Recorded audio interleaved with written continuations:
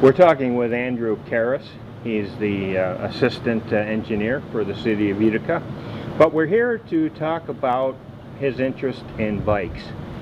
First off, we like to do a little bit of This Is Your Life with our guests. So why don't you tell us a little bit about your background, where you grew up? I think it was in Utica, right? Yes, most of my life has been spent in Utica or close to Utica. Something you don't know about me, Richard, I actually tell people I'm off the boat, which is a joke. We actually flew over from Europe, from Poland, when I was 9 years old.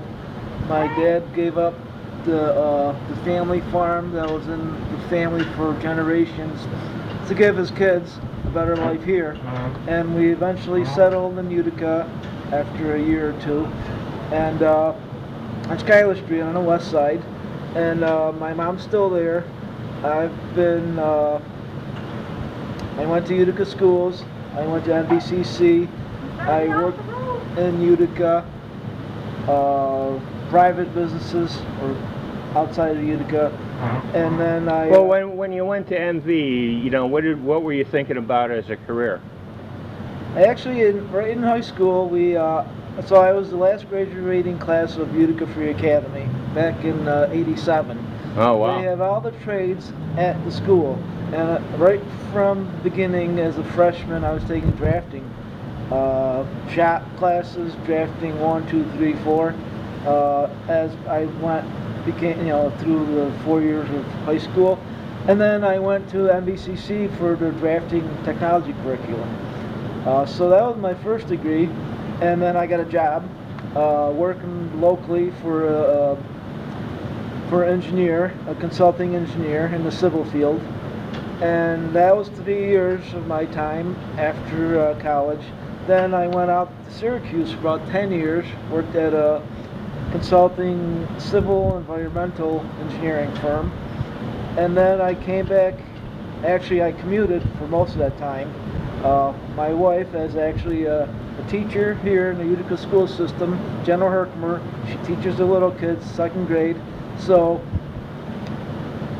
I commuted to Syracuse. She had a shorter commute. That commute gets to be a little bit of a drag after a while, doesn't it, in the wintertime? Yep. So the first year we were married, we actually split the distance. We were in Canastota. I went east. She went. Excuse me. I went west. She went east. Right. But she decided she didn't like that idea. So, not complaining, dear. But so then we ended up moving back to Utica, and I was doing most the brunt of the commute. But it was mostly throughway. I had time to clear my thoughts, and did a lot of overtime and weekend work. So I saw that commute. I knew every square inch of that highway eventually. So how'd you get the job with City of Utica then? So eventually I said, well, I still have my folks here. I have my family here. Maybe I should, after about 9 years, close to 10 years, I said, I love it here in Syracuse, working for this one company, but I should see what I can do. And I looked in Harza, which was a company on Genesee Oh boy, Street. that brings back memories. Harza. Yeah, and so I applied to Harza, and at the time they were going through a transition where they were merging with Montgomery Watson. So they became, as I came on board, they were soon after became Montgomery Watson Harza. I spent 5 years there, and we did a job. We were doing a job for the city, consultants. I just happened to be the lucky one that was on site, 9 months I think, working in the engineering department. And after the job ended, and one individual left the city,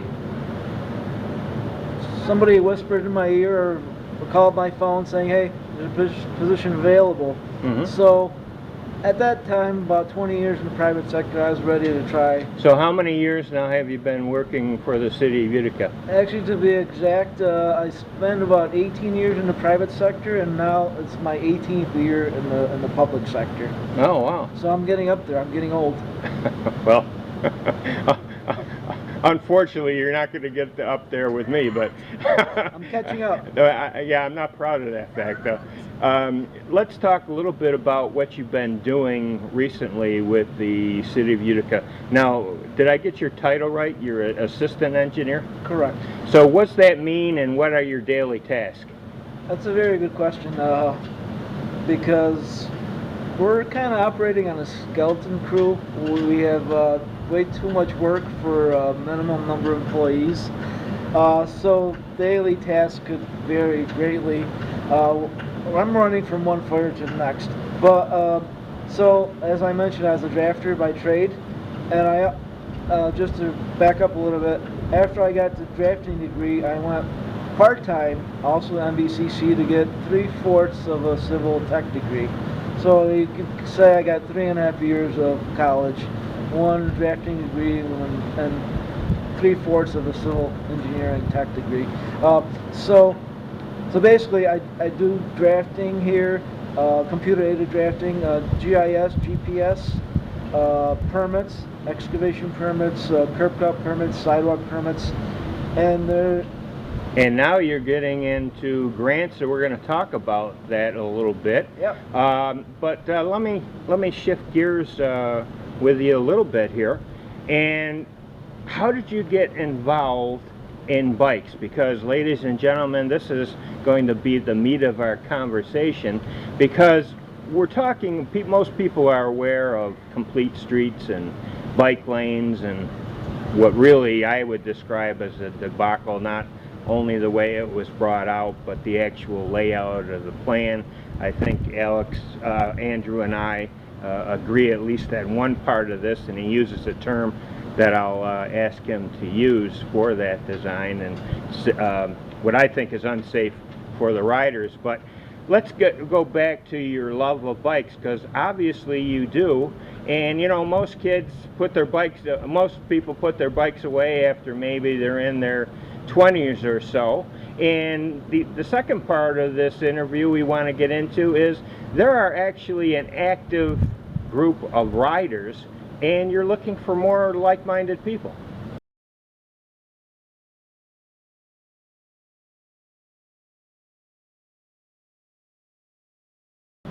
Correct.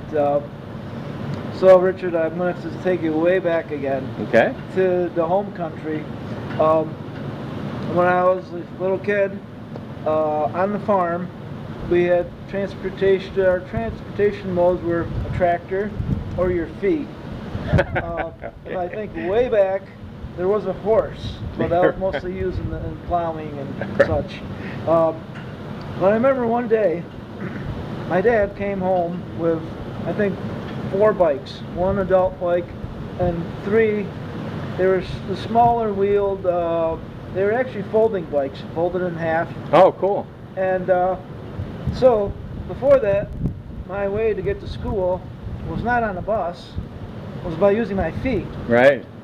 We went from the farm community we were at to the nearest town, or I guess maybe city, to the school. That was done by walking. But when I got the bike, all of a sudden I can get to school so much faster. Yeah, a little bit better. And I could go not only to school, but I can go over here, or I can go to the lake, or wherever, to see my friends, run an errand. Sort of like teenagers waiting for their first car. Exactly. So that was the love, and I had to think back, that was the first initial love of the bike that I had. And well, Europe's, and we're actually, this is actually the first of a 3-part series.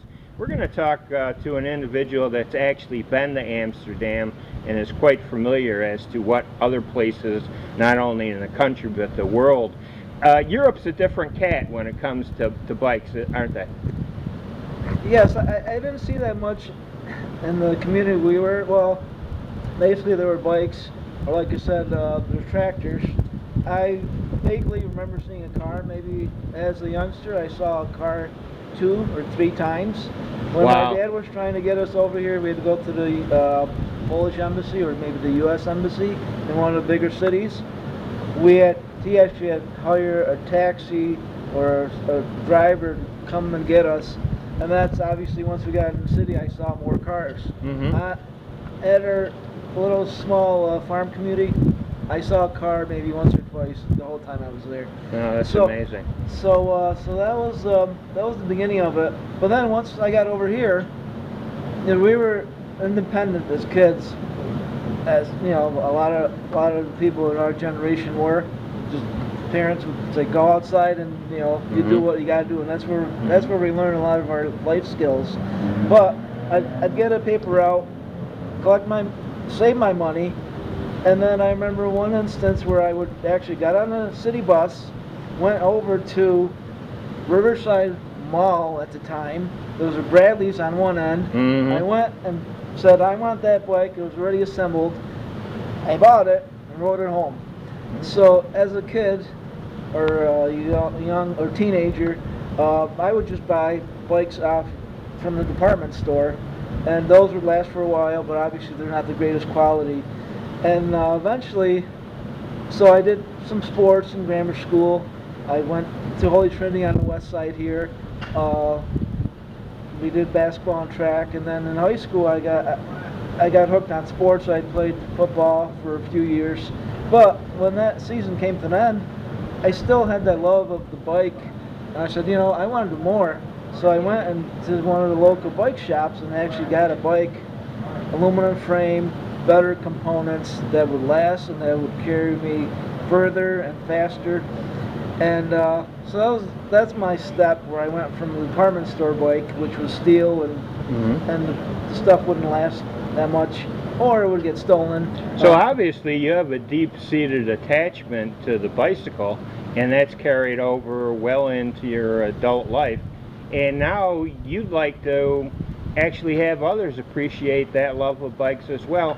Why don't you tell us a little bit about how you're trying to get others involved? Get us into something you call slow roll. Sure. Well, actually, the slow roll concept was, I think, started in Detroit. Basically, people getting on a bike, all sorts of people from all different walks of life, all different types of bikes, mountain bikes, road bikes, recumbent bikes, tandem bikes. They have tricked out bikes, whatever that is, you know, they customize them. And hundreds of people go together and roll through the city streets, one happy group that moves at a slow, leisurely pace with safety because of numbers. So I think that started in Detroit, and it's kind of been moving towards our way. Detroit, Cleveland, actually there's a big slow roll happening in Buffalo. And a few years ago during COVID, or as I was part of the bike community, what can we do in Utica? We said, yeah, slow roll. But obviously... Well, let's stop you there. Before you form this group, and by the way, we'll mention your Facebook page and all where people can get more information. As a matter of fact, why don't we do that now? Why don't you tell people the Facebook page? Okay, so the Facebook, it's a group page. It's basically Utica Hump Day, because we always do it on Wednesday. So it's Utica Hump Day Slow Roll is the group site, and I usually post before, notifications. We're doing another slow roll, weather looks great, or actually we have not had the weather affect our slow rolls yet. Maybe next Wednesday. Okay. Well, don't jinx yourself. Yeah, knock on wood, but I don't see any wood. No. But so everything's there, and I actually post pictures after. So after we go through our route, we get pictures of our route or the location we stopped at, and so to check it out. I've got about 137 members right now after I think 3 months of having the site. I'm curious though. Before this group, how did you come in contact with like-minded people? Because let's face it, you have 137 in your group, but there's not an overwhelming presence of people that ride bikes in the city of Utica. So before this group, how did you find these people? So back in 2016, when the city council person Samantha Costa-Motesta created legislation to have a policy on the books for complete streets, city of Utica.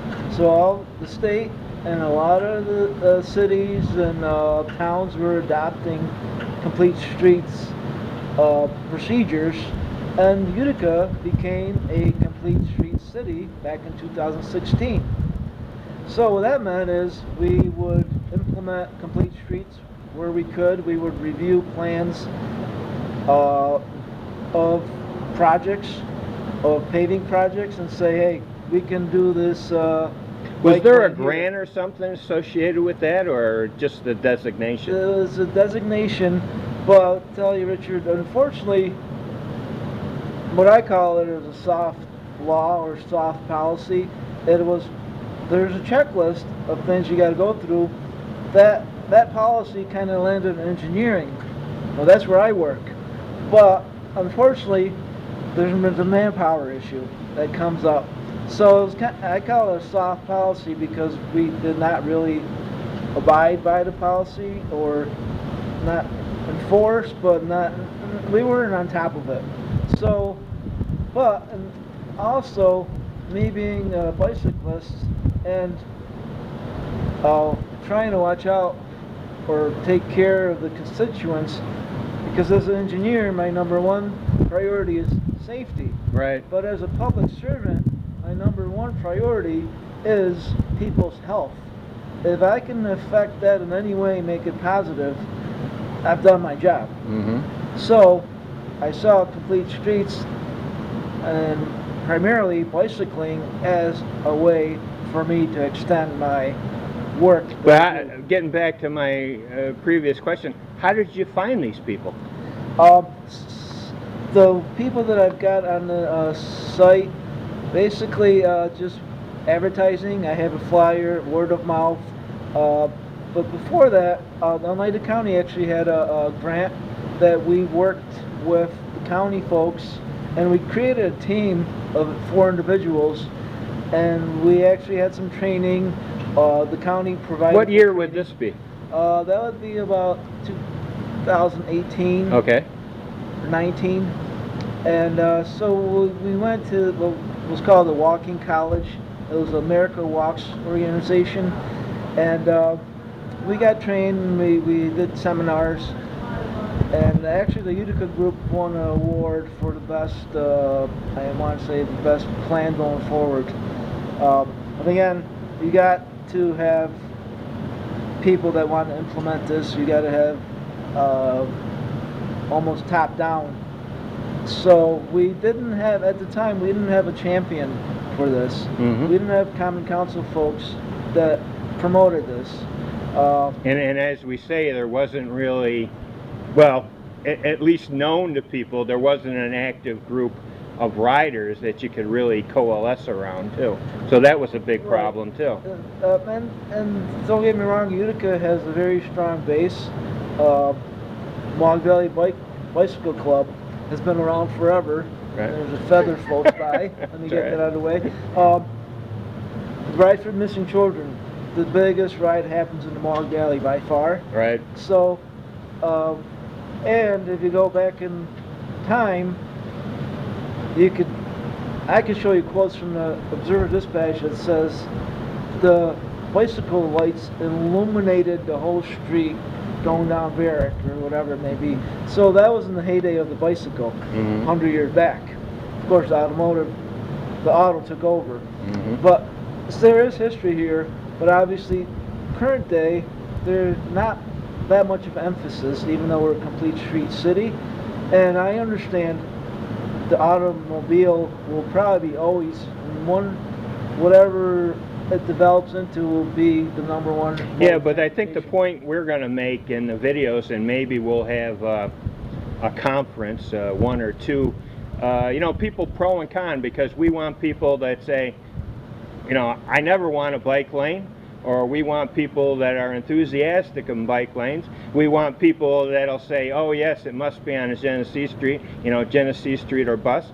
We want people that are open to possibly bike lanes in other areas. I know we talked off air of like a circle around the city of Utica. I think that's doable as well.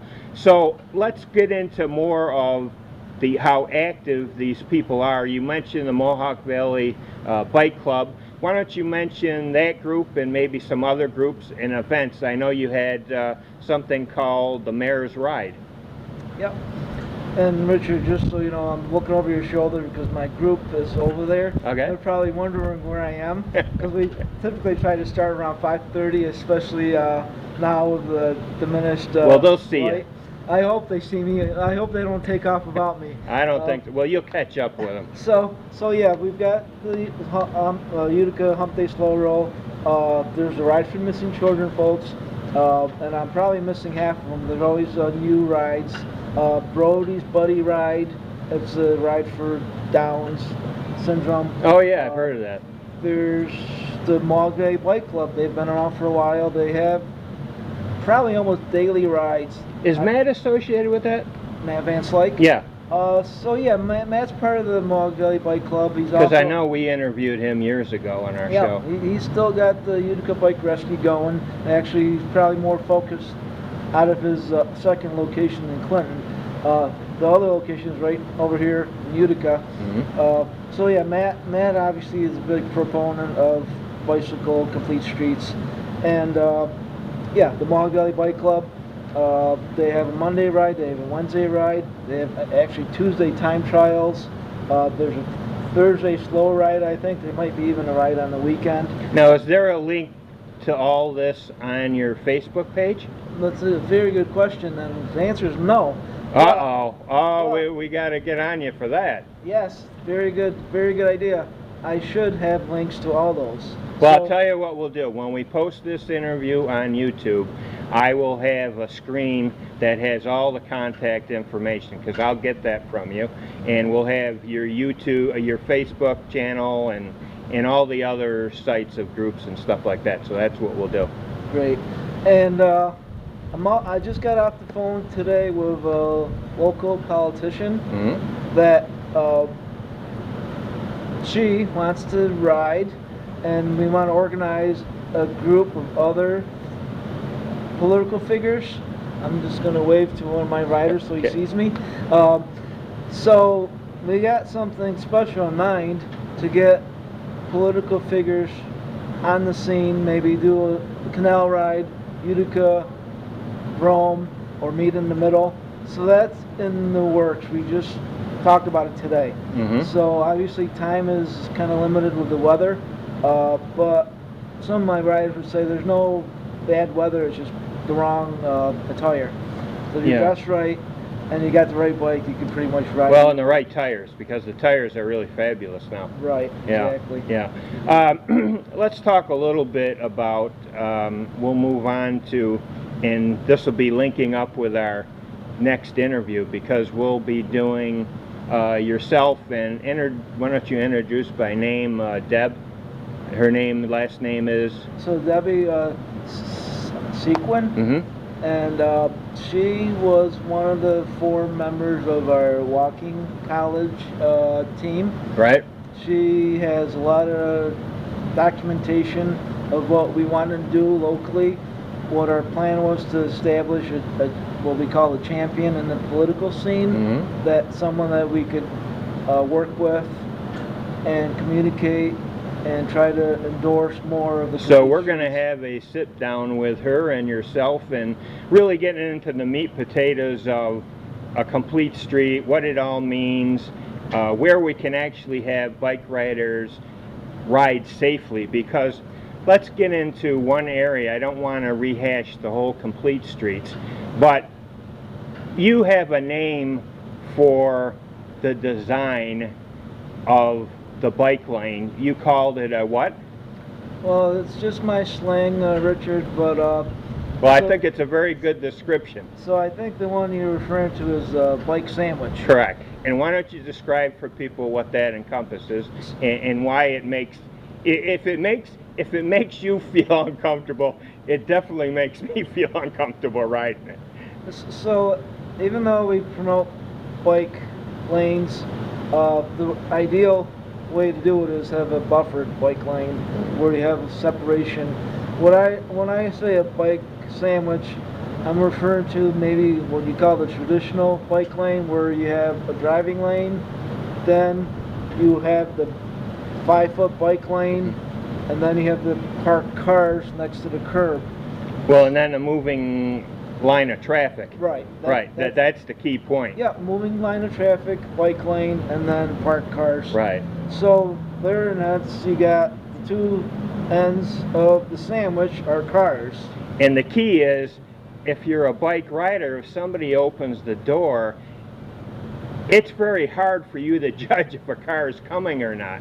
Yeah. And, you know, therein lies the danger, because as we people should know, we've talked and communicated off air a lot about this, and most bike lanes are not like that in most cities, and they're very much safe. And we want to go back to your previous design, which is really why I contacted you, because I remembered the design or the experiment you wanted to do with bike lanes, and it took place to the south of Oneida Square. And what caught my eye is not only did you have it towards the curb, the bike lanes towards the curb, but you had bollards, bollards.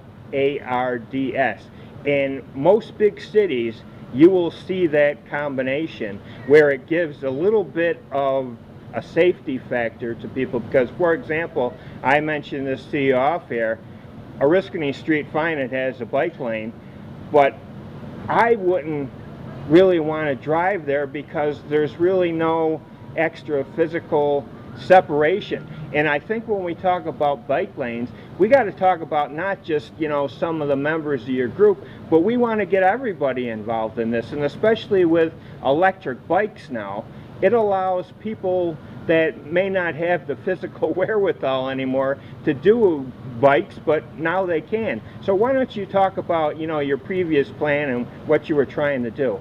So all great points, Richard.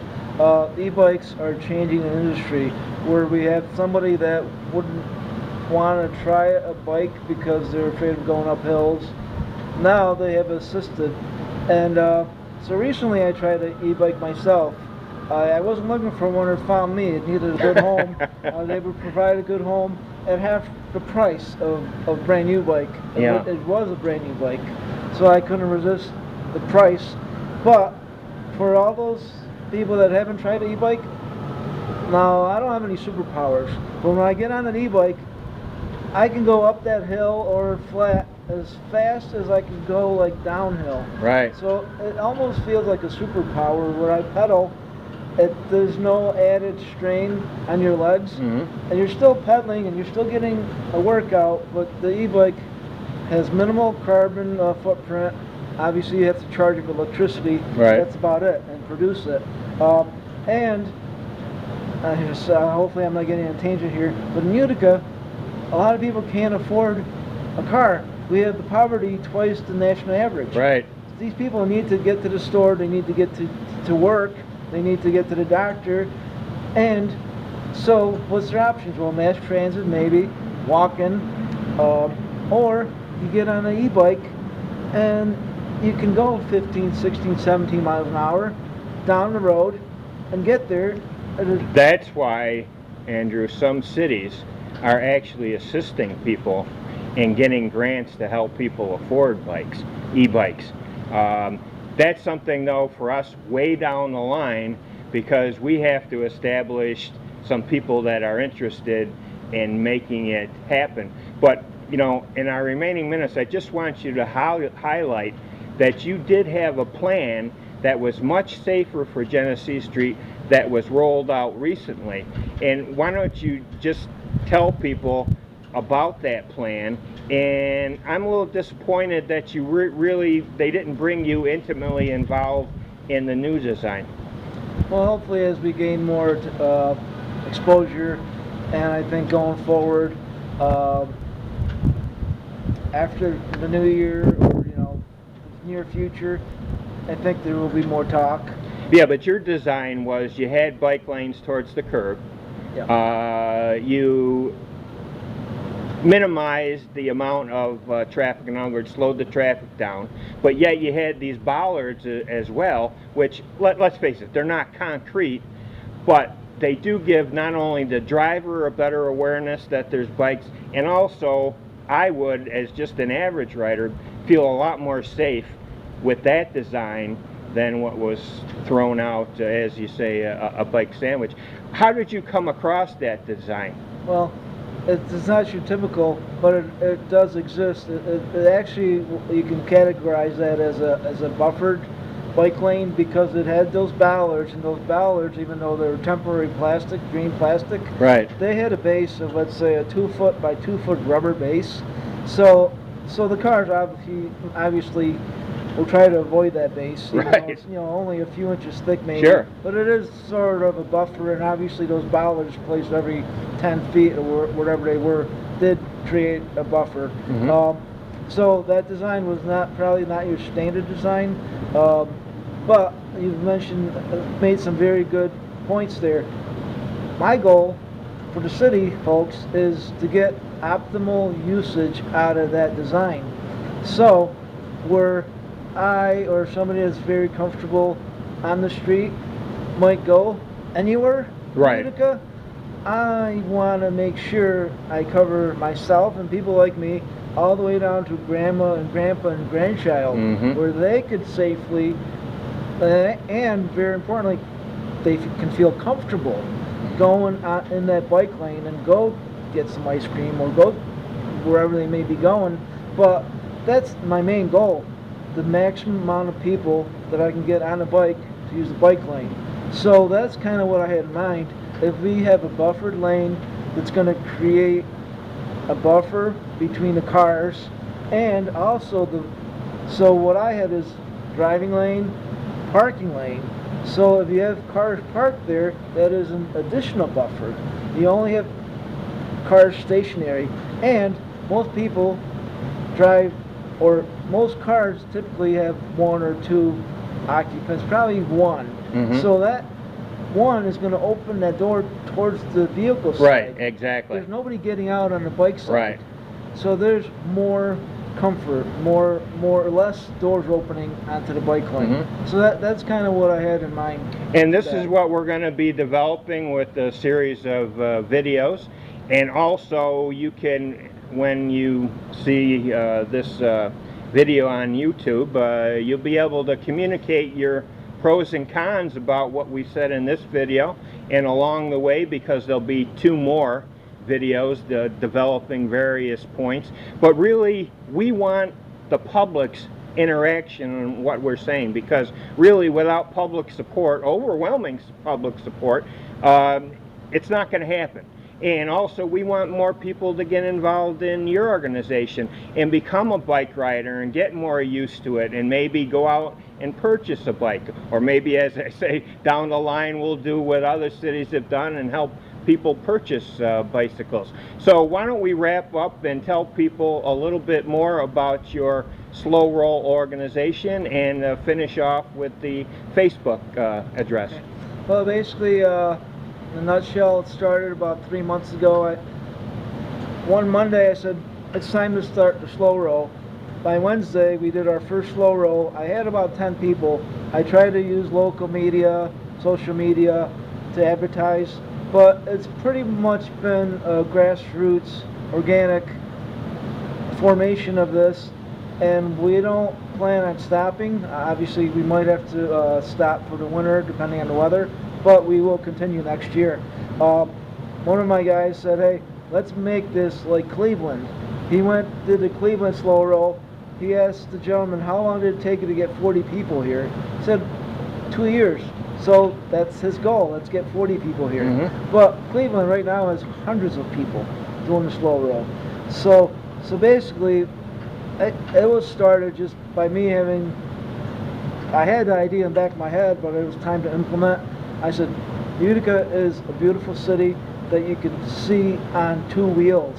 When you slow it down, there's really a lot of architecture.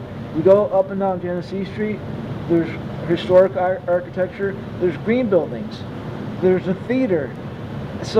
And that's just Genesee Street. And obviously there's a whole bunch of other buildings and structures.